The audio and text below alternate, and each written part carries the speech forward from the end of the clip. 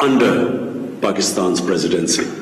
The deliberations of the forum this year are critical as the world battles the coronavirus and its massive socio-economic fallout. Pakistan contained the first two waves of the virus through a policy of smart lockdowns.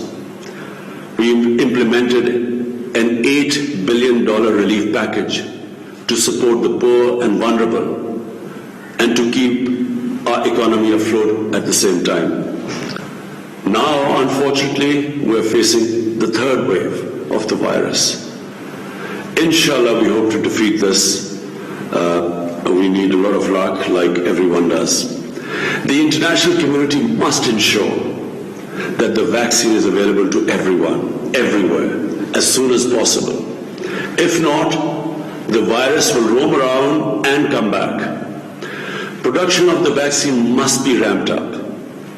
Patent and technology transfer restrictions should be waived to enable this. Vaccine nationalism and export restrictions are deplorable, as is the use of the vaccine to advance national foreign policy objectives. Excellencies, this forum is an important opportunity to adopt decisions on ways to mobilize the money needed by developing countries to recover from the COVID-induced recession and to restore them on the path to achieving the Sustainable Development Goals by 2030. Last April, I proposed a global initiative on debt relief. I'm glad to say that the G20's debt suspension has been extended.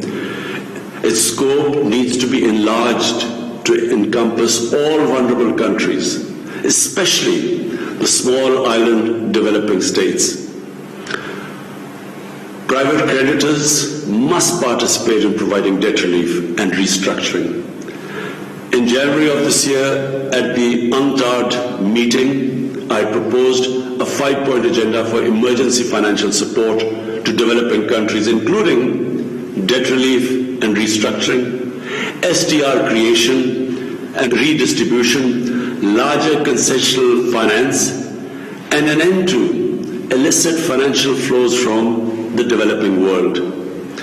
I warmly welcome the proposal from the IMF Managing Director to create $650 billion in new SDRs and appreciate the support for this from the largest shareholders, including the United States, China, the EU, and Japan.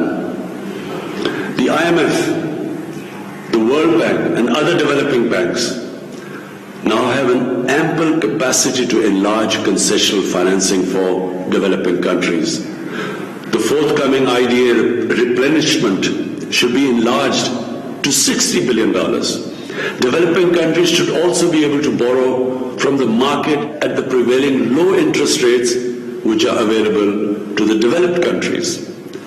The Liquidity and Sustainability Facility proposed by the Economic Commission for Africa could be one of the ways to achieve this.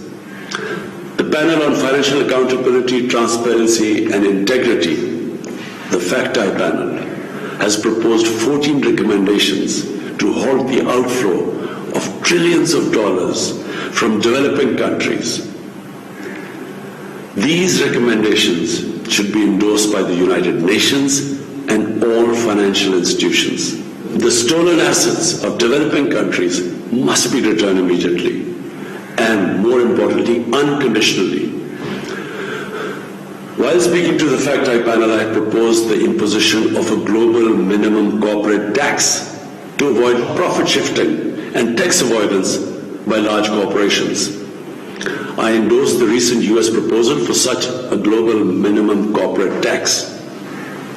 A moratorium should be declared on the exorbitant claims adjudicated against some developing countries in investment disputes. Unequal and exploitative investment agreements should be cancelled and revised. Excellencies, the challenge posed by the COVID crisis, as the UN Secretary General has said, is also a great opportunity to build back better. We must seize this opportunity to transform the world economy into one that is development-oriented and environmentally sustainable. Pakistan's carbon emissions are among the lowest in the world. Yet we are one of the most seriously affected and vulnerable country due to climate crisis. We have embarked on an ambitious program to create a green Pakistan through reforestation by planting 10 billion trees over the next 3 years and introduction of renewable energy, electric vehicles and a moratorium on coal-burning power plants.